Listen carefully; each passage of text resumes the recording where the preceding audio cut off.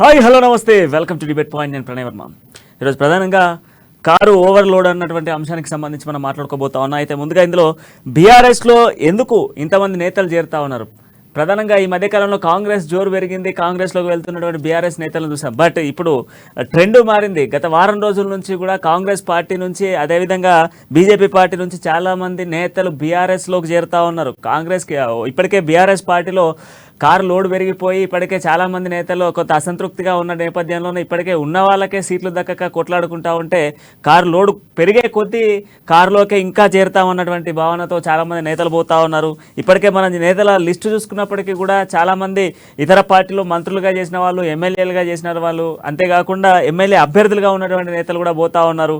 మరి ఈ ఓవర్లోడ్ను కారు తట్టుకోగలుగుతుందా? ఇప్పటికే ఉన్నటువంటి అసంతృప్తి నేతలు చాలామంది ఉన్నారు. ఈ నేతలందరినీ కూడా కంట్రోల్ చేసి మరి కొత్తగా వచ్చేటువంటి నేతల్ని ఆహ్వానించి మరి వాళ్ళకే పదవులు ఇస్తుంది. ఉన్న వాళ్ళకే పదవులు లేవు అని తలలు పట్టుకుంటుంటే మళ్ళీ కొత్త వాళ్ళు వచ్చారేంటారా నాయన అన్నటువంటి చర్చ బీఆర్ఎస్ పార్టీలో కూడా కొనసాగుతుందని చెప్పేసినటువంటి వార్తలు కూడా వినబడతా ఉన్నాయి. దీనికి సంబంధించి ఈరోజు మనం చర్చ కొనసాగించబోతా ఉన్నాం. మనతో పాటుగా అధికార బీఆర్ఎస్ పార్టీ నుంచి రామ్మోహన్ గారు అండ్ అదేవిధంగా బీజేపీ పార్టీ నుంచి ప్రగతి గారు మనకు అందుబాటులో ఉన్నారు. ముందుగా రామ్మోహన్ గారు, కాంగ్రెస్ పార్టీతో పాటుగా బీజేపీ పార్టీ నుంచి చాలా మంది నేతలు ఇప్పటికే బీఆర్ఎస్ పార్టీలో చేరుతా ఉన్నారు. కారుకు ఓవర్లోడ్ అయిందంట. మరి ఎట్లా పరిస్థితి? ఉన్న నేతలనే తట్టుకోలేకపోతుంటే మళ్ళీ కొత్త నేతలు వస్తున్నారు అని చెప్పేసి కారు విలవిలలాడిపోతుందని చెప్పేసి చర్చ సాగుతా ఉంది. వాస్తవమేనా ఇది? నమస్కారం. కారు ఓవర్లోడ్ ఎప్పటి కాదు. ఎందుకంటే తెలంగాణ రాష్ట్రం సాధన కొరకు ముఖ్యమంత్రి కేసీఆర్ గారు ఆ రోజు చెప్పినారు. ఉద్యమ సమయంలో మేము తెలంగాణ సాధన కొరకు, తెలంగాణ రాష్ట్ర సాధన కొరకు గొంగలి పురుగుని సరే ముద్దు పెట్టుకుంటామని ముఖ్యమంత్రి గారు చెప్పడం జరిగింది. ఆ యొక్క పిలుపు మేరకు చాలా మంది, వేలాది మంది తెలంగాణ ఉద్యమంలో భుజం కలిపి తెలంగాణ సాధించుకున్నాం. ఈరోజు తెలంగాణ సాధించుకున్న తర్వాత ఈ బంగారు తెలంగాణ పునర్నిర్మాణంలో చాలా మంది నాయకులు కేసీఆర్ గారితో కలిసి వస్తా ఉన్నారు. వాస్తవం ఇది. ఇందులో గడిచిన పక్షం రోజులుగా కాంగ్రెస్ పార్టీ నుంచి వారిగా పెద్ద పెద్ద నాయకులు కేసీఆర్ గారి నాయకత్వాన్ని బలపరిచి పార్టీలోకి రావడం జరిగింది. ఇది కారు నిండింది, ఉన్న వాళ్ళకే పదవులు లేవు, కొత్త వాళ్ళకి ఏమి ఇస్తారని మాట్లాడితే పూర్తిగా అవాస్తవం అది. ముఖ్యమంత్రి కేసీఆర్ గారు ఎవరికి ఏ స్థానంలో, ఏ స్థాయిలో వారిని అకామిడేట్ చేయాలనేది వారికి పూర్తి అవగాహన ఉంది వారికి. ఇప్పుడు రాష్ట్ర స్థాయి నాయకులకు రాష్ట్ర స్థాయిలో, జిల్లా స్థాయి నాయకులకు జిల్లాలో, గ్రామ స్థాయి నాయకులకు గ్రామ స్థాయిలో అకామిడేషన్ జరుగుతుంది. అందులో ఎలాంటి డౌట్ లేదు. కాకపోతే వరుస క్రమంలో కొంచెం వెనుక ముందు కావచ్చు అంతే తప్పితే తెలంగాణ సాధన కొరకు కలిసి వచ్చిన వాళ్ళకు, తెలంగాణ సాధనలో ఉద్యమం చేసిన వారికి, తెలంగాణ పునర్నిర్మాణంలో భాగస్వాముల వారికి అందరికి కూడా అనుభవం బట్టి, వారి వారి శక్తిని బట్టి, వారి యొక్క ప్రజల్లో వాళ్ళకు ఉన్నటువంటి పేరును బట్టి, వారు చేసిన గతంలో సేవలను బట్టి అన్ని పరిగణలోకి తీసుకొని తప్పకుండా ముఖ్యమంత్రి కేసీఆర్ గారు అకామిడేట్ చేస్తారు. రాజకీయ పక్షం పరంగా నామినేటెడ్ పోస్టులు కావచ్చు, లేకపోతే ఇంకోటి టికెట్లు ఇవ్వడం కావచ్చు, వేరే మండల స్థాయి, జిల్లా స్థాయి టికెట్లు కావచ్చు. ఎందుకంటే అధికారం తప్పకుండా వచ్చేది రేపు మూడోసారి హైటెక్ గుట్టపై చరిత్ర లిఖించబోతుంది. తెలంగాణ రాష్ట్రం నూతనంగా ఏర్పడడంలో మొట్టమొదటిసారి హ్యాట్రిక్ సాధించబోతున్నాం. గతంలో ఉమ్మడి రాష్ట్రం ఉన్నప్పుడు ఏ పార్టీ కూడా హ్యాట్రిక్ సాధించలేదు. కాబట్టి వాళ్ళు కూడా అదే యొక్క ధ్యాసతో ఉన్నారు. ఇప్పుడు అందరికీ అర్థమైపోయింది, కాంగ్రెస్ పార్టీ కానీ భారతీయ జనతా పార్టీ కానీ పూర్తిగా అవాస్పాలు అయిపోయింది.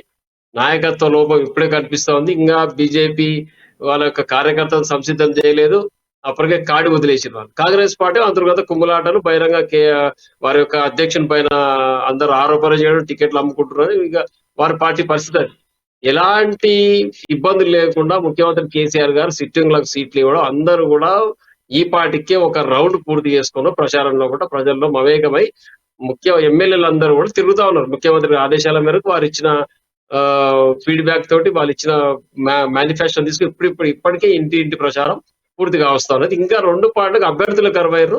కాబట్టి చాలా ఇబ్బందికర పరిస్థితి ఉంది మిగతా పార్టీలది.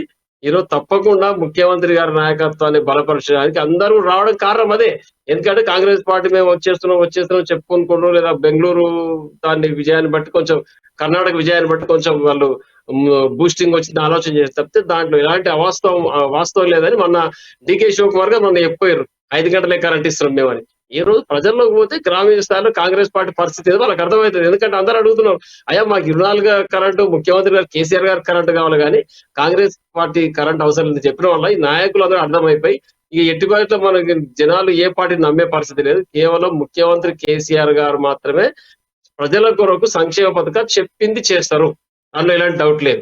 సంక్షేమ పథకాలు కాబట్టి తప్పకుండా ముఖ్యమంత్రి గారు పెట్టిన సంక్షేమ పథకాలు అమలు అవుతున్నాయి. రేపు ఇప్పుడు మేనిఫెస్టోలో చెప్పింది కూడా చేయాలంటే వారికే సాధ్యం. ఈ రోజు కాంగ్రెస్ పార్టీ చెప్తా ఉంది మేము కూడా కరెంట్ ఇస్తాం, మేము కూడా అది చేస్తామని. మీకు కాంగ్రెస్ పార్టీ కరెంట్ పరిస్థితి బెంగళూరు కర్ణాటకలో అర్థమైపోయింది మీ కరెంట్ సంగతి, మీ సంగతి. కాబట్టి ఎట్టి పరిస్థితులు ప్రజలు ఏ పార్టీని విశ్వసించే పరిస్థితి లేదు. కాబట్టి నాయకత్వాన్ని, ముఖ్యమంత్రి గారి నాయకత్వాన్ని బలపరచడానికి ఈ రోజు బీఆర్ఎస్ పార్టీలో పెద్ద ఎత్తున చేరికలు జరుగుతున్నాయి. తప్పకుండా మూడొకసారి విజయం సాధించి తెలంగాణ ప్రాంత ప్రజల యొక్క సంక్షేమము, వారి యొక్క పురోగతి, ఆర్థిక స్వావలంబన కొరకు ముఖ్యమంత్రి గారు పనిచేస్తా ఉన్నారు. తప్పకుండా మూడవసారి విజయం సాధించడం ఖాయం. ఆ చిట్ట చివరి వ్యక్తికి, అట్టడుగు స్థాయి వ్యక్తికి సంక్షేమ పథకాలు అందించి వారిని, వారి యొక్క ఆర్థిక అభివృద్ధిని ముందు తీసుకునే దిశగా ముఖ్యమంత్రి గారు పనిచేస్తారు. దాంతో పాటు భారత్లో తెలంగాణ రాష్ట్రాన్ని మొట్టమొదటి స్థానంలో నిలబెట్టడానికి ముఖ్యమంత్రి గారు పనిచేస్తారు. దాని కొరకనే ఇక పెద్ద ఎత్తున వలసలు వస్తున్నాయి. మాకు ఎవ్వరు ఎంత మంది వచ్చినా, అన్ని పార్టీలు ఖాళీ అయిపోయి మా పార్టీలోకి వచ్చినా ముఖ్యమంత్రి గారు సాధారణంగా ఆహ్వానిస్తారు. అందరినీ స్థాయి బట్టి అకామిడేట్ చేస్తారు. కాబట్టి ఆ పూర్తి నమ్మకం, విశ్వాసంతోటే పెద్ద పెద్ద నాయకులు, సీనియర్ నాయకులు ఈ రోజు బీఆర్ఎస్ పార్టీలో జాయిన్ అవుతారు. ఇందులో ఎలాంటి డౌట్ లేదు. ఎస్ రామ్మోహన్ గారు, ఒకసారి బీజేపీ నేతలు ఏమనుకుంటున్నారు దీనికి సంబంధించి మాట్లాడదాం. మనతో పాటుగా ప్రగతి గారు అందుబాటులో ఉన్నారు. ప్రగతి గారు, బీజేపీ నుంచి కూడా చెరుకు సుధాకర్, జిట్టా బాలకృష్ణ అండ్ అదేవిధంగా ఎల్లన్నతో పాటుగా నిర్మల్ జిల్లా బీజేపీ అధ్యక్షుడు అధ్యక్షురాలు రమాదేవి కూడా పార్టీని వీడి ఈరోజు బీఆర్ఎస్ పార్టీలో చేరింది. మరి దీన్ని ఎట్లా చూస్తా ఉన్నారు? మీ పార్టీలో అసంతృప్తి సెగలెగసి పడుతున్నాయని చెప్పేసి కూడా టాక్ నడుస్తోంది. ఆశించిన సీట్లు రాకపోవడంతో చాలామంది నేతలు గులాబీ గూటికి పోతున్నారు అని చెప్పేసి చెప్తా ఉన్నారు. సో మరి మీరేమనుకుంటున్నారు? అందరికీ నమస్కారం. ఇప్పుడు దాకా అంటున్నారు బీజేపీలో అసలు కార్యకర్తలు లేరు, అసలు క్యాండిడేట్సే లేరని.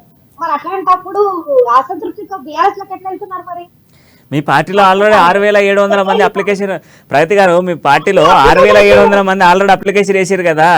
ఇంతమంది అభ్యర్థులు లేరు అన్న పాయింట్ ఎవరు తీసుకొస్తలేరు. పార్టీలో అభ్యర్థులు ఉన్నారు, బట్ ఆ అభ్యర్థులు ఎట్లాంటి వాళ్ళు అని అంటే ఇక అది అందరికి మీకు తెలుసు. 6,700 అప్లికేషన్స్ ఫ్రీగానే వచ్చినాయి. మొత్తం కంప్లీట్ గా ఫ్రీగా 6,700 అప్లికేషన్స్ వచ్చినాయి బీజేపీ పార్టీ ఆఫీస్ కి. బీజేపీ పార్టీకి అట్లాంటి పార్టీ, మరి అది చిన్న చిన్న గల్లీ పార్టీ కాదు, ఒక నేషనల్ పార్టీ. గత 70 సంవత్సరాల ముందు ఉన్న పార్టీ. మళ్ళీ మా సోదరుడు ఇప్పుడు చెప్పినాడు ఎంత కార్కి అసలు లిమిట్ లేకుండా ఎంత మందైనా చేరొచ్చు నిజమే, కానీ వాళ్ళని ఎంతవరకు వాళ్ళని గౌరవిస్తున్నారు మీరు? ఒక దాసోజు శ్రవణ్ణే తీసుకోండి, మన బుడిది లక్ష్మయ్య ఏమంటారు, మన భిక్షమయ్యని తీసుకోండి, లేదా స్వామి గౌడ్ని గారిని తీసుకోండి. వాళ్ళకి మునుగోడు ఇంతకు ముందు కూడా వాళ్ళు బీఆర్ఎస్ లో ఉన్నారు. బీఆర్ఎస్ నుండి అసంతృప్తితో బయటకు వచ్చినారు బీజేపీలకి. మళ్ళీ వాళ్ళకి కుక్కకి బిస్కెట్ వేసినట్టు ఏదో ఒక ఫోన్ చేయగానే వాళ్ళు ఉడికిపోయి అక్కడ జాయిన్ అయ్యారు. మళ్ళీ వాళ్ళ పేరు కూడా వినిపించట్లేదు ప్రజెంట్. వాళ్ళకి ఎమ్మెల్సీలు, మళ్ళీ ఎమ్మెల్యేలు టికెట్స్ ఇస్తామని చెప్పి ఆశ చూపించి తీసుకెళ్లారు. ఇప్పటి వరకు వాళ్ళది లేదు. ఇంతకు ముందుకు చేరిన డిఎస్ శ్రీనివాస్ గారు ఎక్కడ పోయినారు? కడియం శ్రీహరి గారిని ఒక 10 years పక్కన పెట్టినారు. ఒక ఉద్యమ నాయకుడైన ఇట్లా ఎంత మందిని మోసం చేసుకుంటూ వస్తున్న చిట్టా తీస్తే మనకి అసలు భగవద్గీత సరిపోదు. మన కేసీఆర్ గారు చిట్టా తీస్తే మోసం చేస్తున్నాను క్యాండిడేట్లది. మా సోదరుడు చెప్తున్నాడు అసలు మా దగ్గర ఏది లేదు అని. ఎంత రెస్పెక్ట్! ఈ రోజు బీఆర్ఎస్ లో చేరిన ప్రతి ఒక్కరు కూడా ఒకటే, ఇంతకు ముందుకు చేరిన వాళ్ళు మా పరిస్థితి ఎట్లుందో ఇప్పుడు వీళ్ళ పరిస్థితి అంతే అని నవ్వుకుంటున్నారు తప్ప దాంట్లో వచ్చే ఉపయోగం ఏం లేదు. ఇంకొకటి ఏంటంటే భయం పుట్టుకుంది కేసీఆర్ కి. ఒక జ్వరం వస్తుంది, ఒక ప్రధానమంత్రి వచ్చినప్పుడు జ్వరం వస్తుంది. అట్లనే ఈసారి హెట్రిక్ కాదు, ఏం రాదు, ఖచ్చితంగా పంక్చర్ అవుతుంది, వెనుకని పోతుంది. ఎస్ మనతో పాటుగా కాంగ్రెస్ నుంచి డాక్టర్ శివకుమార్ గారు కూడా అందుబాటులో ఉన్నారు. ఆయనతో కూడా మాట్లాడదాం.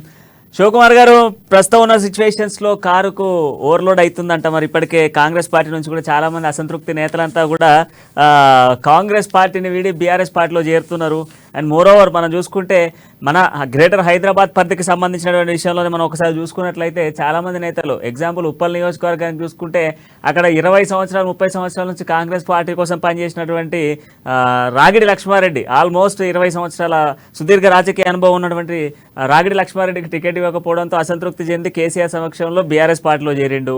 సింగిరెడ్డి సోమశేఖర్ రెడ్డి ఏఎస్ రావు నగర్ కార్పొరేటర్గా ఉండి ఆ ఏరియాను మొత్తం ఒక పట్టు సాధించుకొని కాంగ్రెస్ పార్టీ టికెట్ కోసం ఆశించిన సింగిరెడ్డి సోమశేఖర్ రెడ్డి కాంగ్రెస్ బీఆర్ఎస్ కండవ కప్పుకున్నాడు. అంతేకాకుండా మాజీ ఎమ్మెల్యే ఏది కాంగ్రెస్ పార్టీకి సంబంధించినటువంటి మాజీ ఎమ్మెల్యేలు మంత్రి కూడా పొన్నాల లక్ష్మయ్య కావచ్చు, నాగం జనార్దన్ రెడ్డి కావచ్చు, వీళ్ళందరూ కూడా కాంగ్రెస్ పార్టీని వీడిపోతున్నారు. అంటే కాంగ్రెస్ పార్టీలో కూడా ఇప్పటికే సీట్లకు సంబంధించిన వ్యవహారం మీకు కూడా తెలుసు. సో మరి నేపథ్యంలోనే అందరూ కూడా కాంగ్రెస్ పార్టీ గూటిని వీడి కంప్లీట్గా కూడా గులాబీ కండువ కప్పుకుంటున్న సిచ్యువేషన్స్ కనబడతా ఉన్నాయి. దీన్ని ఎలా చూస్తూ ఉన్నారు? కాంగ్రెస్ పార్టీ ఎలా చూస్తుంది? అమ్మ న్యూస్ మీకు ప్యానల్ ఉన్న వారికి అందరికీ నమస్కారం. ఒకటి ఏమంటే కాంగ్రెస్ పార్టీను ఈ రోజు ఎవరైతే అసంతృప్తితో పోయినారో ఈ రోజు వీళ్ళు మొత్తానికి వీళ్ళు చేసే కాగడాలు కానీ ఉద్యోగాలు లేకుండా పోయింది. ఎప్పుడైతే విష్ణుని తీసుకొని వాళ్ళ క్యాలిక్యులేషన్ గా పోయినరో మొత్తానికి విష్ణు కనీసం ఇంకొక ఎవరు విష్ణు అంటే విష్ణువర్ధన్ బీజేఆర్ కొడుకు కేసీఆర్ పిలిచి కేసీఆర్ గారు కలవాలని చెప్పి పిలిస్తే కేసీఆర్ ని మర్యాద పూర్వకంగా కలవడం జరిగింది.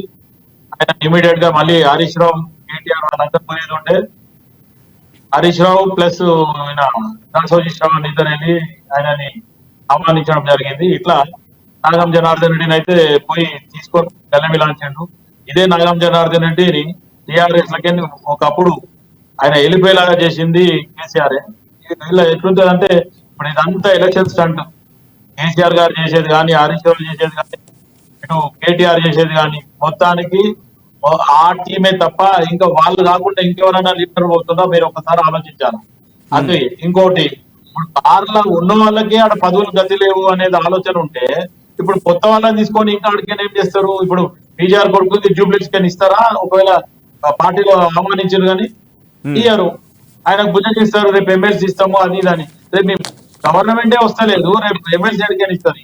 ఇప్పటి వరకు 9.5 సంవత్సరాలు ప్రజలు మిమ్మల్ని ఏదైతే నమ్మిండ్రు, మిమ్మల్ని నమ్మి మోసపోయినో అది ఎక్కువైపోయింది. అంతకంటే ఏం చేస్తారు?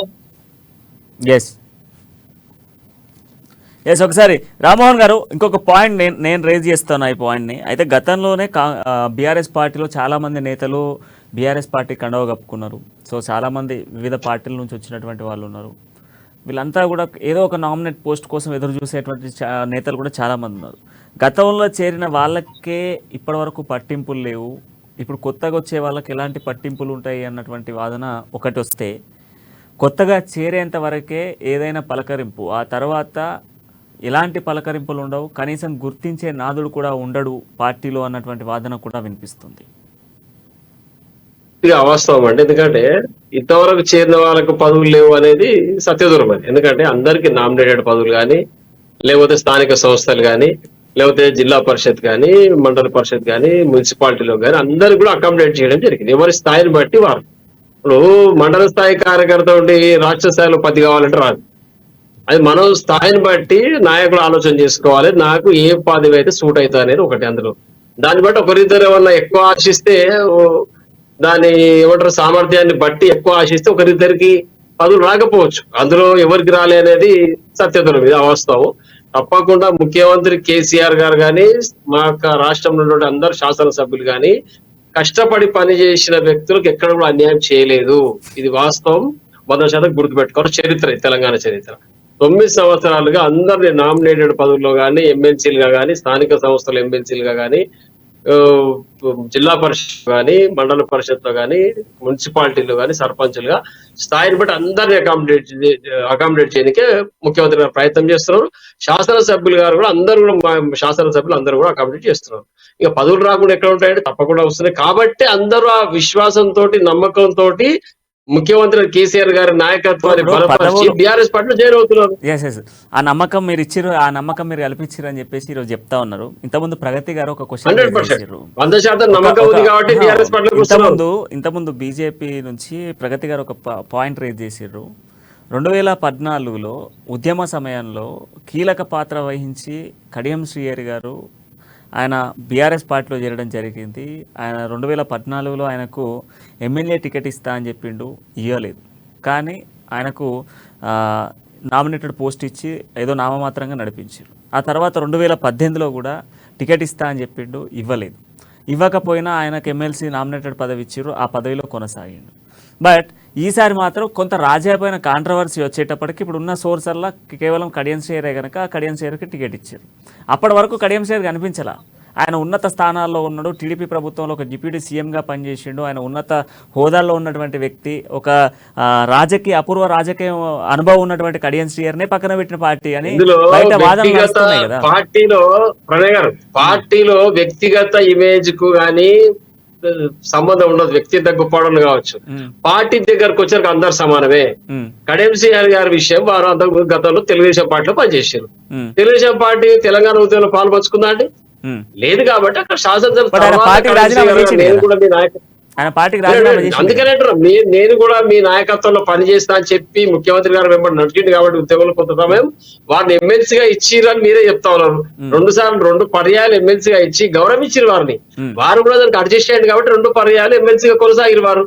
ఈసారి అంటే ఒక 2 సార్లు అవకాశం ఇవ్వాలి, నాకు 3వ అవకాశం ఇవ్వాలంటే వారిని రాజయ్య గారిని ఒప్పించి వీరికి ఇవ్వడం జరిగింది. రాజయ్య గారికి వారు కూడా ఒప్పుకున్నారు కదా. రాజయ్య గారు కూడా రాజకీయంగా ఎట్లా ఉంటుందంటే పొలిటికల్ పార్టీస్ లో కొన్ని జాగాల్లో ఏమవుతుందండి, ఒక్క పోస్టులు 2 పర్సెంట్ జరుగుతుంది. 2.5 సంవత్సరాలు లేనని కూడా అకామిడేట్ చేయడం జరుగుతుంది. సర్దుబాటు ఉంటుంది.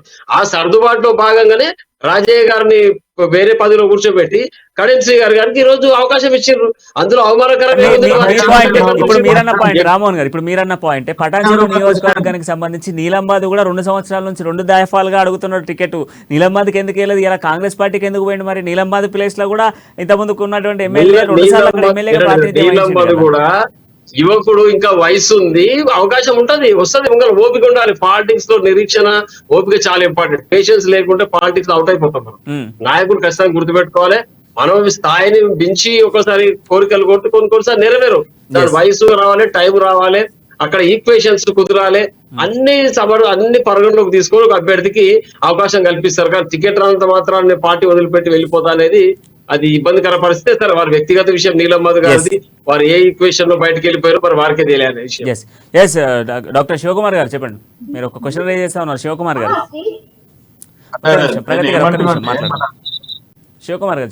రామ్మోహన్ కదా? అవును రామ్మోహన్ భాయ్, ఇన్నేళ్ల నుంచి నువ్వు పార్టీలో పనిచేస్తున్నావు అంటే నీకు టైం రాలేదంటవా? అన్నకు కొంచెం ఏజ్ లిమిట్ ఉంది. నేను ఏమంటున్నా అంటే కవితకు వస్తుంది, కేటీఆర్ కు వస్తుంది, హరీష్ రావుకి వస్తుంది. వాళ్ళు ఎమ్మెల్యే నిలబడకపోయినా రాజశేఖర రెడ్డితో మంతనాలు జరిపి నామినేటెడ్ మినిస్టర్ ఇవ్వడానికి వస్తుంది. అంటే ఈరోజు ఉద్యమంలో పనిచేసిన వాళ్ళకి ఎవరికి ఇచ్చిండ్రు? ఒక నామినేటెడ్ గాని లేకపోతే ఎమ్మెల్యే గాని ఎంపీ గాని ఉద్యమకారులే కదనే. బాలకిషన్ గాని, బాలక సుమన్ గాని, గాదర్ కిషోర్ గాని వీళ్ళంతా ఉద్యమకారులే కదా. ఇప్పుడు వాళ్ళు ఎక్కడున్నారు? కన్మార్గ్ అయిపోయారు కదా. ఉన్నాడు బాలక సుమన్ ఉన్నాడు కదా, బాలక సుమన్ ఉన్నాడు, గాదర్ కిషోర్ ఉన్నాడు, లక్ష్మారెడ్డి గారు ఉన్నారు, వీళ్ళంతా ఉన్నారు కదా. ఇప్పుడు నేను ఏమంటున్నా రామ్మోహన్ భాయ్, గతంలో ఉద్యమంలో పని చేసేటోళ్ళకే ఇస్తామన్నారు. ఈ రోజు జేఏసీ అనుకో, ఓయూ అనుకో, లేకపోతే అనుకో, ఉద్యమంలో పనిచేసిన వాళ్ళకి అవకాశం ఇస్తున్నారు. ఈ రోజు ఉద్యమంలో ఎవరైతే శ్రీకాంతాచారి వాళ్ళు చనిపోయిన వాళ్ళు ఉన్నారో వాళ్ళకు కూడా ఇస్తామని చెప్పారు. ఇప్పటివరకు ఒక్క మాట నిలబెట్టుకోలే. ఈ రోజు ఆయన ఇచ్చిన హామీలు మేనిఫెస్టోలో 2014 కానీ 2018 లో కానీ పెట్టిన మేనిఫెస్టోలల్లా ఇంకా మీద గొప్పలు ఏం చెప్పుకుంటారంటే మేనిఫెస్టోలో పెట్టండి కూడా మేము ప్రజలకు ఇచ్చినామంటారు. ఏది ఇచ్చిండ్రు? మీరు ఇనాగ్రేషన్ అవుతుంది, క్లోజింగ్ సెరమనీ అయిపోతుంది. ఒకసారి ఇనాగ్రేషన్ చేస్తారు, మళ్ళీ క్లోజింగ్ సెరమనీ అయిపోతుంది. ఇది మీ పార్టీ సంక్షేమ పథకాలు ముఖ్యమంత్రి కేసీఆర్ గారు పెట్టినట్టు సంక్షేమ పథకాలు గతంలో ఏ ప్రభుత్వం పెట్టలేదు. రేపు రాబోయే ప్రభుత్వం ఉంటే కూడా భారతదేశంలో ఎవరు కూడా పెట్టలేదు ఇటువంటి పథకాలు. వాళ్ళ ఆలోచన విధానం చాలా బ్రాడ్ గా ఉంటుంది ముఖ్యమంత్రి గారిది. సామాన్య రామ్మోహన్ మానవుడికి గారు. చేరికై ఆయనకు ఉపయోగపడే పథకాలు పెడతాడు. ఎన్నికల దగ్గరికి వస్తా ఉంటే బీజేపీ పార్టీ మేనిఫెస్టో బయటకు రాలేదు. ఈ రెండు మేనిఫెస్టోను బేస్ చేసుకుని బీజేపీ మేనిఫెస్టో ఇస్తుందో కూడా చూడాలి. ఎందుకంటే ప్రజలు చేస్తున్నారు. మేనిఫెస్టో పెడతారు వాళ్ళు. ఇక ఆ? రేపు నామినేషన్ లాస్ట్ రోజు దాకా వాళ్ళు క్యాండిడేట్ ప్రకటించారు. వాళ్ళు ఆ. ప్రకటించేసరికి Already- మిగతా పార్టీ ప్రచారాలు పూర్తి చేసుకొని ఆల్రెడీ అన్ని చర్చ సంసిద్ధంగా సాగుతుంది. ఎన్నికలు వాళ్ళకి సంసిద్ధంగా సంబంధించిన వాళ్ళు meetings వాళ్ళ కూడా జరుగుతున్నాయి మేనిఫెస్టో అభ్యర్థుల ప్రకటనకు సంబంధించి. వాళ్ళకు మ్యాన్లేనే రండి మేనిఫెస్టోకి వెళ్ళి పెడతారు. ఇక బీజేపీ పరిస్థితి అగమ్య కూర్చోరు. వాళ్ళకి క్యాండిడేట్లు లేరా, వాళ్ళకి రాష్ట్రం మీద అవగాహన లేదా. ఎక్కడి దగ్గర ఢిల్లీ పోవాలి, మోడీ గారిని కలవాలి, అమిత్ షా గారిని కలవాలి, వారి నడ్డా గారిని కలవాలి, వాళ్ళు వచ్చి మాట్లాడాలి, జవదేకర్ గారు వీళ్ళు వచ్చి మాట్లాడితే దిశానిర్దేశం చేస్తే ఏమన్నా ఇక్కడ బీజేపీ వాళ్ళు రాష్ట్రంలో పనిచేస్తారు. Yes. లేకపోతే ఒక్క వాళ్ళకి second. తెలంగాణలో మీరు- అవగాహన మీరు- ఉంది. మీరు ఇచ్చిన point. ప్రజలకి కోరిక రామ్మోహన్ ఏం గారు. తెలుసు ప్రజల గురించి, తెలంగాణ ప్రజల గురించి. ఎస్, మీరు ఇచ్చిన పాయింట్ ఒకసారి ప్రగతి గారు, మరి అధిష్టానం దిశానిర్దేశం చేస్తేనే బీజేపీ రాష్ట్ర నాయకులు పనిచేస్తున్నారంట. అయితే వాస్తవం, ఇది అదృష్టం వాస్తవం. ఎస్ ఎస్, చెప్పండి ప్రగతి గారు, చెప్పండి. బిఆర్ఎస్ పార్టీకి తాత ఏది బీజేపీ పార్టీ ఇప్పుడు వచ్చి ఉరుకులాడుతున్నామని కాదు. ఇంకొకటి బీజేపీ పార్టీకి కొన్ని సిద్ధాంతాలు, కొన్ని లైన్స్ ఉంటాయి. ఇంకోటి మన మిత్రులు ఇంతకుముందు చెప్పినారు, కడియం శ్రీహరి ఒక దళిత బిడ్డ తన ఎమ్మెల్యే గెలిస్తే సీఎం ఇవ్వాల్సి వస్తుందని చెప్పి తను దూరపాలన చేయాలని చెప్పి తన పక్కకు పెట్టినది. ఓన్లీ ఎమ్మెల్సీ ఇచ్చి పక్కకు పెట్టినారు. డి శ్రీనివాస్ గారు ఎక్కడ పోయినారండి? డి శ్రీనివాస్ ఒక సీఎం క్యాండిడేట్ కాంగ్రెస్ నుండి. వీళ్ళందరినీ పక్కకు పెట్టి వీళ్ళకేమో ఏజ్ లిమిట్, మరి ఏజ్ అయిపోలేదా వీళ్ళకి? ఏజ్ అయిపోయిన వాళ్ళకి ఒకలాగా, ఏజ్ ఉన్న వాళ్ళకి ఇంకా ఏజ్ ఉందని చెప్తున్నారు మన మిత్రులు. డి శ్రీనివాస్ గారిని బీజేపీలో జాయిన్ చేసుకోండి. అమ్మా, డి శ్రీనివాస్ గారిని బీజేపీలో జాయిన్ చేసుకోండి. వారి కుమారుడు బీజేపీలో ఉన్నాడు కదా, డి శ్రీనివాస్ గారిని బీజేపీలో జాయిన్ చేసుకొని ముఖ్యమంత్రి అభ్యర్థిగా ప్రకటించండి. ఇప్పుడు తప్పేమన్నా అందుట్లో మంచి మాట చెప్పారు మీరు. అదే చెప్తున్నామా, డి శ్రీనివాస్ గారిని ముఖ్యమంత్రి అభ్యర్థి ప్రకటించండి. కెరియర్ మొత్తం తీసుకొని తన దగ్గరికి వెళ్ళి మొత్తం ఏదైతే స్టూడెంట్ గురువు దగ్గరికి వెళ్ళి ఉపదేశం ఎట్లా పొందుతాడో అట్లా మొత్తం అయిపోయినాక ఇప్పుడు ఆయన పనికిరావని పక్కన పెట్టినారు. కడియం శ్రీహరి గురించి మీరు అట్లా ఏం లేదమ్మా, ఉపదేశం ఏముంటది? రాజకీయంలో శాశ్వత మిత్రులు, శాశ్వత శత్రువులు ఉన్నారు ఎవరికి? దళితుడు అని చెప్పి మోసం చేసిన సీఎం కేసీఆర్ కాదా? అప్పుల పాలు చేసిన కేసీఆర్. ముఖ్యమంత్రి గారు ఎవరిని మోసం చేయరు. బడ్జెట్ ఇప్పటి వరకు తెలంగాణ మిగులు బడ్జెట్ లో ఉన్న మిగులు బడ్జెట్ ని తీసుకొచ్చి ఇప్పుడు ప్రతి నెట్ మీద 1 లక్ష రూపాయల లోన్ ఏమంటారు రుణం పెట్టలేదా? ఇంకా అభివృద్ధి పనుల మీద అప్పులు చేయాల్సి వస్తది. కుటుంబాన్ని తండ్రి పోషించినప్పుడు పిల్లలు ప్రశ్నించదు తండ్రిని. మిగులు బడ్జెట్ కదా, మిగులు బడ్జెట్ నుండి మీరు మొత్తం తీసుకొచ్చి అప్పుల పాలు చేసినారు.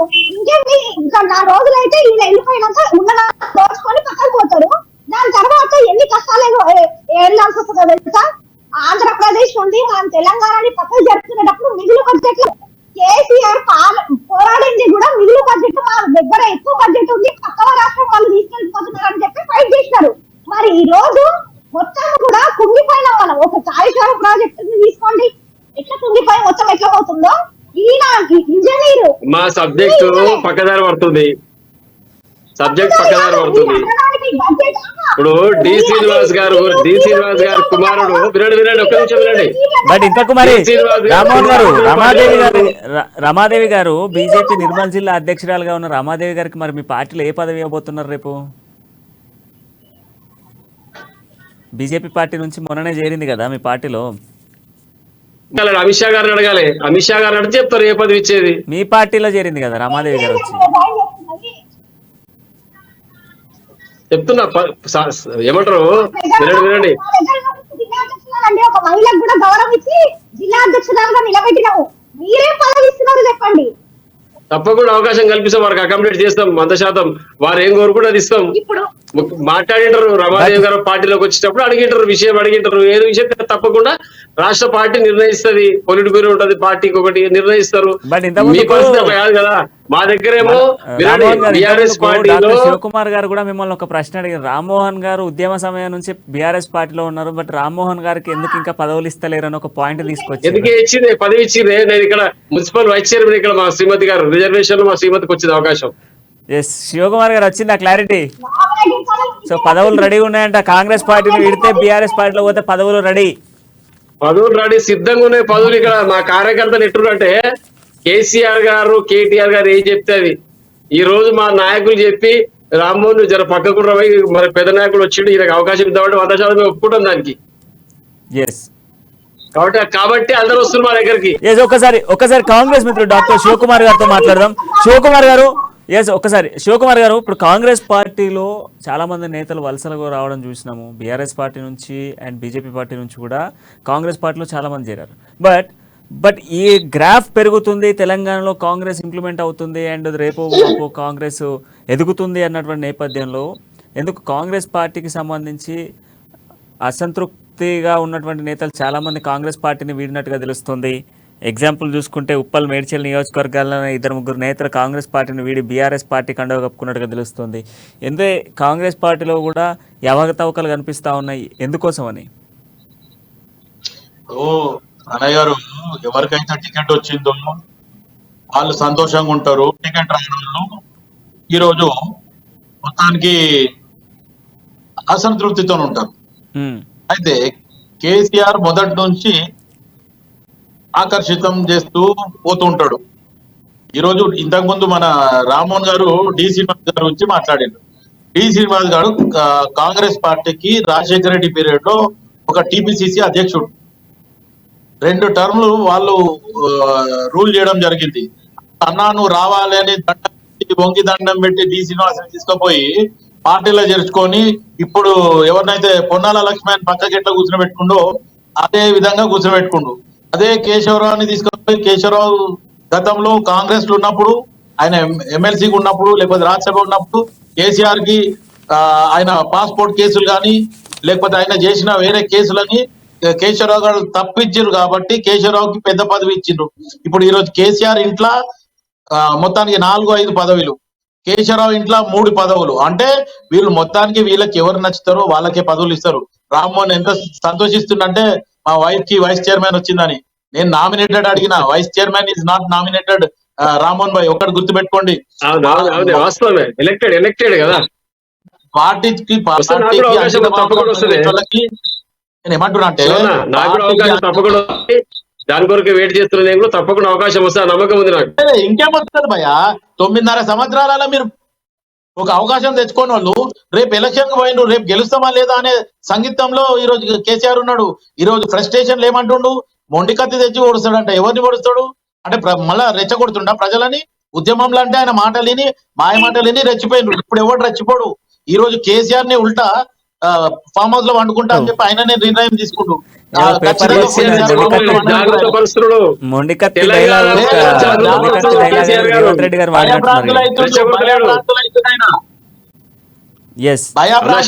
కేసీఆర్ గారు ఎవరు రెచ్చగొట్టడే, భయభ్రాంతులకు గురి చేస్తలేడు, రెచ్చగొడతలేడు, జాగరూకం చేస్తున్నాడు. ప్రజలు, తెలంగాణ ప్రజలు జాగృతంగా చేస్తున్నాడు. అదే ఇగో రామ్మోహన్ భాయ్, వాళ్ళు రెచ్చగొడుతుంటారు, కవిత కూడా రెచ్చగొడుతుంటది. హరీష్ రావు అయితే ఈ రోజు కిరోసిన్ పోసుకొని అగ్గిపేట దొరికేలా ఆయనకి ఇప్పటిదాకా మా దగ్గరికి రమ్మని ఎన్ని అగ్గిపేటలు ఇస్తాను చూద్దాం, పెట్రోల్ పోసి. వీళ్ళంతా ప్రజలను రెచ్చగొట్టి చంపేటోళ్ళే, వాళ్ళు ఎవరు దావరు. ఎవడన్నా ఫ్రస్ట్రేషన్ లో పోయి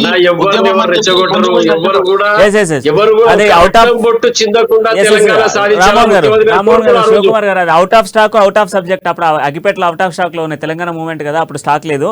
ఇప్పుడు ఇంకొక పాయింట్ ఏంటంటే రామ్మోహన్ గారు, బీఆర్ఎస్ పార్టీలో ఇప్పుడు వరుసలుగా వస్తున్నటువంటి నేతలను చూసి అదే పార్టీలో ఉన్నటువంటి చాలా మంది నేతలు కొంత ఏంటంటే వాళ్ళు ఈరోజు చేరుతున్నారు కానీ రేపు పొద్దున వాళ్ళకి ఎటువంటి పదవులు లేవు, కేవలం నామమాత్రంగానే మర్యాదలు పలకరింపులు ఉంటాయి తప్ప ఇన్ ఫ్యూచర్ ఆఫ్ రేపు పొద్దున ఎటువంటి పలకరింపులు ఉండవు, అసంతృప్తి మాత్రమే ఉంటాయి. కనీసం ఫోన్ చేసినా స్పందించే పరిస్థితి కూడా ఉండదు అనేది సొంత పార్టీ, అదే బీఆర్ఎస్ పార్టీలో ఉన్నటువంటి మీ పార్టీలో ఉన్నటువంటి నేతలే గుసగుసలాడుతున్నారు అన్నటువంటి వాదన కూడా ఒకటి బయటకు వస్తుంది. ఇది వాస్తవమేనా? నిజంగానే బీఆర్ఎస్ పార్టీకి ఏదైనా ఎమర్జెన్సీ ఉంటే ఎవరు స్పందించారు?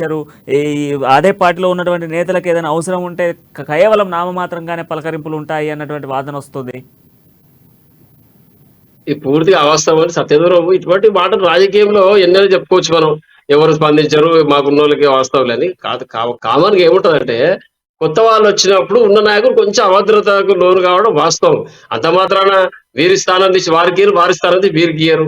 ఎవరికి పోటీ కాదు తెలంగాణ రాష్ట్ర సమితిలో. తప్పకుండా అందరికి కూడా అకామిడేట్ జరుగుతుంది. కొంచెం ప్రియారిటీ బేస్ లో ఒకరికి ఇద్దరికి కొంచెం లేట్ కావచ్చు అంతే తప్పితే అవకాశం లేదనే కాదు. 5 సంవత్సరాల్లో స్థానిక సంస్థల ఎన్నికలు, రాష్ట్ర ఎన్నికలు, పార్లమెంట్ ఎన్నికలు, రాజ్యసభ, ఎమ్మెల్సీ చాలా ఎలక్షన్స్ ఉన్నాయి, చాలా అవకాశాలు ఉన్నాయి, పార్టీ పదవులు ఉన్నాయి, మిగతా చాలా బాధ్యతలు ఉన్నాయి. కాబట్టి దాంట్లో ఎలాంటి డౌట్ ఉండదు, అందరికి అవకాశం దొరుకుతుంది.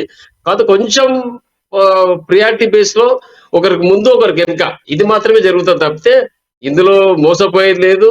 కేసీఆర్ గారు ఎవరిని మోసం చేయరు, ఎవరు రెచ్చగొట్టరు. మన పార్టీ రేపు అధికారంలో రాకపోతే కొంచెం ఇబ్బంది అవుతుందని ప్రజలను, తెలంగాణ ప్రాంత వాసులను జాగృత పరుస్తులు తప్పితే రెచ్చగొట్టే పరిస్థితి లేదు. రేపు కాంగ్రెస్ పార్టీ వస్తే చెప్పే 6 సూత్రాలు 6 గ్యారంటీలు అన్నారు కదా, వాటిని ఫుల్ఫిల్ చేసే పరిస్థితి కాంగ్రెస్ పార్టీకి లేదు. అది వాస్తవం గమనించాడని ప్రజలకు చెప్తారు. మొన్న ముఖ్యమంత్రి గారు వచ్చారు, ఉప ముఖ్యమంత్రి గారు డీకే శివకుమార్ గారు వచ్చి ఏం చెప్పారండి, మేము 5 గంటలు కరెంట్ ఇస్తున్నాం, 7 గంటలు చెప్పినాం, ఇవ్వలేకపోయినాం, 5 గంటలు ఇస్తామని చెప్తా ఉన్నారు. ఇక్కడ ముఖ్యమంత్రి గారు 24 కరెంటు, ఉచిత కరెంటు రైతులకు, మిగతా అందరు కూడా 24 hours కరెంట్ అవైలబుల్ పెట్టారు. కాబట్టి పంటలు అద్భుతంగా పడినాయి, రైతుల యొక్క ఇన్కమ్ డబల్ అవుతుంది, శ్రామికుల యొక్క ఇన్కమ్ డబల్ అవుతుంది, చిన్న చిన్న కుటీర పరిశ్రమలు కానీ చాలా బ్రహ్మాండంగా తెలంగాణ ప్రాంతం ముందుకు పోతా ఉంది. ఇక సోదరి బారి చెప్పింది ఖర్చు అప్పు ఎక్కువ అయిందంటారు. నిర్మాణాలు చేసినప్పుడు ఇంట్లో కుటుంబం గడవడానికి, లేకపోతే గృహ నిర్మాణం చేయడానికో, పిల్లలకు విద్యాబుద్ధులు నేర్పడానికో, లేదా వ్యాపారం పెట్టడానికో అప్పులు తీసుకురావడం సహజం. మనం అప్పులు తీసుకొచ్చినాం కాబట్టి పెద్ద పెద్ద ప్రాజెక్టులు పూర్తవుతున్నాయి. ఇంకొక 2 సంవత్సరాల ప్రాజెక్టులు మొత్తం పూర్తయిన తర్వాత మనం కూడా మిగులు బడ్జెట్లకు వెళ్తాం, వల్ల అప్పులు పూర్తయిపోతాయి. ఆ డబ్బును ప్రజల సంక్షేమం కొరకు ఎట్లా పెట్టాలి, ఎట్లా ప్లాన్ చేయాలని కేసీఆర్ మైండ్ లో మాస్టర్ ప్లాన్ ఉంది. వారి యొక్క విజన్ ని, ఆలోచన ధోరణి అందుకునే పరిస్థితి ఏ పార్టీ నాయకునికి లేదు వాస్తవం. కాబట్టి ఎవరైనా చెప్పలేకపోతున్నారు. ఇప్పుడు కాంగ్రెస్ పరిస్థితి ఏమున్నది, మీ యొక్క రాష్ట్ర అధ్యక్షులు ఎవరు మన రేవంత్ గారు 3 గంటలు కరెంట్ ఇస్తే సరిపోతా అన్నారు. మేము కూడా 6 గ్యారంటీలు పెట్టిర్రు, దాన్ని ఫుల్ఫిల్ చేసే పరిస్థితి కాంగ్రెస్ పార్టీకి లేదు. కాబట్టి ప్రజలు విశ్వసిస్తలేరు. కాబట్టి నాయకులకు కూడా అర్థమైంది, క్షేత్రస్థాయిలో ఆల్రెడీ పర్యటన చేసినారు కొంతమంది నాయకులు, మేము కాంటాక్ట్ చేస్తాం, టికెట్ వస్తాం కాంగ్రెస్ పార్టీలో. ఆ క్షేత్రస్థాయిలో తెలిసిన పరిస్థితి బట్టి అర్థం చేసుకొని మన నుంచి అయ్యే పని కాదు, కేసీఆర్ గారే చేయాలి, ఏం చేసినా పెద్ద మనిషి ఆయన నుంచి అవుతుందని చెప్పేసి టిఆర్ఎస్ పార్టీ జాయిన్ అవుతారు. దీంట్లో మేము స్వాగతిస్తున్నాం. వారు పెద్ద నాయకులు వచ్చినప్పుడు కనీసం సీట్ ఇచ్చే పరిస్థితి మా దగ్గర ఉంది కాబట్టి వారు కూర్చోబెట్టి మర్యాదగా అవకాశం కల్పిస్తున్నాం. కాబట్టి వాళ్ళు రావడానికి సంసిద్ధత. లేకపోతే అవమానం జరిగే చోటుకి ఎవరైనా వస్తారా అండి? వారికి అవకాశం రాని చోటుకి ఎవరైనా వస్తారా? 2 అవమానం జరగదు, అవకాశం రాకుండా ఉండదు. అవకాశాలు వస్తే గౌరవం తగ్గుతుంది. కాబట్టే ముఖ్యమంత్రి గారి నాయకత్వాన్ని, కేటీఆర్ గారి నాయకత్వాన్ని, హరీష్ గారి నాయకత్వాన్ని వారు మనస్ఫూర్తిగా అంగీకరించి మా పార్టీలోకి వస్తున్నారు. వారికి ఎల్లప్పుడూ నిరంతరం మా కార్యకర్తలు, కేసీఆర్ గారి కుటుంబం, టిఆర్ఎస్ కుటుంబం ఎల్లవేళలా అందరికీ స్వాగతం పలుకుతాం. అందరూ కూడా హక్కులు చేర్చుకుంటాం. అందరూ కూడా వారి యొక్క స్థాయిని బట్టి బాధ్యతలు కల్పిస్తాం, అవకాశాలు ఇస్తాం. నామినేటెడ్ కావచ్చు, ఎలక్టెడ్ కావచ్చు, అన్నిట్లో అవకాశం దొరుకుతుంది. ఇలా ఇందులో ఎవరికి పట్టించుకోరు అనేది అవాస్తవమైన మాట. ఎస్ ప్రగతి గారు, ఇప్పుడున్న సిచ్యువేషన్స్లలో బీజేపీ పార్టీ మెజారిటీ స్థానాలకు సంబంధించినటువంటి అభ్యర్థులను ప్రకటించిన తర్వాత చాలామంది బీజేపీ పార్టీకి సంబంధించిన మెజారిటీ స్థానాల్లో ఎవరైతే అభ్యర్థులు ఉన్నారో ప్రకటించిన అనంతరం కూడా చాలామంది అసంతృప్తితోని పార్టీని వీడుతున్నారు. రేపు రాబోతున్నటువంటి లిస్టు తర్వాత కూడా చాలామంది పార్టీని వీడేటువంటి అవకాశాలు ఉన్నాయన్నటువంటి వార్తలు కూడా వినిపిస్తున్నాయి. సో ఇది వాస్తవమైన బీజేపీ పార్టీ నుంచి ఇంకా చాలామంది అసంతృప్తి నేతలు చాలా బయటకు వచ్చేటువంటి అవకాశాలు ఉన్నాయంటున్నారు, ఇది వాస్తవమేనా ప్రగతి గారు? ఒకసారి మనం చూసుకుంటే డాక్టర్ శివకుమార్ గారు, ఇక 19 స్థానాలు మీ కూడా బ్యాలెన్స్ ఉన్నాయి. ఈ 19 స్థానాలలో కూడా 2-3 అసంతృప్తి నేతలు ఉన్నారు. సో వీళ్ళు కూడా బయటికి వచ్చే ఛాన్సెస్ ఉన్నాయంటున్నారు, ఇది వాస్తవమేనా?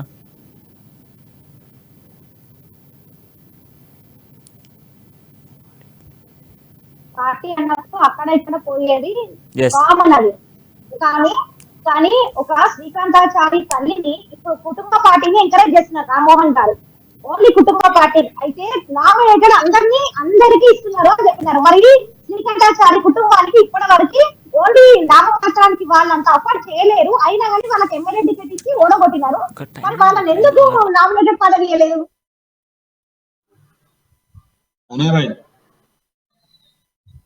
నామినేట్ పదవి ఎందుకు ఇవ్వలేదు శ్రీకాంతాచారి తల్లికి అనేటువంటి ప్రశ్న వస్తుంది రామ్మోహన్ భాయ్. శ్రీకాంతాచారి తల్లికి సముచిత స్థానం ఉంది కాబట్టి ఈ రోజు వరకు ఇందిరమ్మ గారు మన శ్రీకాంతాచారి తల్లి గారు ఎక్కడ కూడా ఆ, ఇబ్బంది పడతలేరు. ముఖ్యమంత్రి కేసీఆర్ గారు మొన్నటికి మొన్న ఆ రోజు మీటింగ్ రోజు వారికి ఇద్దరు గన్మెన్ పెట్టి హైదరాబాద్ రప్పించుకోవడం జరిగింది. ఆ, మన సచివాలయం ప్రారంభమైనప్పుడు వారికి మాట ఇచ్చినారు కాబట్టి వాళ్ళు వేచి చూస్తా ఉన్నారు. తప్పకుండా శ్రీకాంతాచారి తల్లి గారికి సరైన గౌరవం దక్కుతుంది కాబట్టి ఈ రోజులు మా దగ్గర ఉన్నది. ఇన్ని రోజులు పార్టీలో ముందు కూడా మన దగ్గర కొనసాగుతుంది. తెలంగాణ మలిదశ ఉద్యమాన్ని కీలక భూమిక పోషించి ఆత్మార్పణ చేసుకున్నటువంటి శ్రీకాంతాచారి తలవకుండా బీఆర్ఎస్ పార్టీ ఏ పని కూడా చేయదు. ఏ మీటింగ్ చిన్న మీటింగ్ కానీ పెద్ద మీటింగ్ కానీ ముఖ్యమంత్రి గారు తప్పకుండా అమరులను తలుచుకునే వారి యొక్క త్యాగాల బాటలో వారి యొక్క బలిదానాలను తలుచుకునే బీఆర్ఎస్ పార్టీ ముందుకు పోతుంది కాబట్టి ఈ రోజు వారందరి ఆత్మలు మా పైన ఆశీర్వాదాలు కురిపిస్తున్నారు కాబట్టి బీఆర్ఎస్ పార్టీ ముందుకు పోతుంది. ఇందులో ఎలాంటి ఇబ్బంది లేదు. ఎస్ రామ్మోహన్ గారు, ఒక ఫైనల్ ప్రశ్న బీఆర్ఎస్ పార్టీకి. ఇప్పుడు వస్తున్నటువంటి నేతలందరికీ కూడా సరే ఇప్పటివరకు అసంతృప్తి ఉందా లేదా అన్న విషయం ప్రజలకు తెలుసు, మీకు తెలుసు, ఇంటర్నల్గా జరిగే విషయాలు.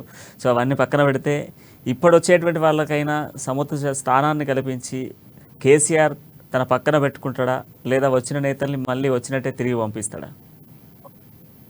ముఖ్యమంత్రి కేసీఆర్ ఎంతమంది చెప్పింది నేను, కుటుంబంలో అన్నదమ్ముల మధ్య చిన్న చిన్న కలహాలు రావచ్చు. అది కుటుంబ వ్యవస్థ, మా పార్టీ విషయం. అది ఎవరికి ఎక్కడ అకామిడేట్ చేయాలి, ఎవరిని ఏ పదవి కూర్చోబెట్టాలి పార్టీ నిర్ణయిస్తుంది. దాంట్లో పక్క పార్టీలు ఆలోచన చేయాల్సిన అవసరం లేదు. ఎందుకు చెప్తున్నా అంటే నీ దగ్గర వారికి ఇబ్బంది అయ్యి మా దగ్గరకు వచ్చిర్రు.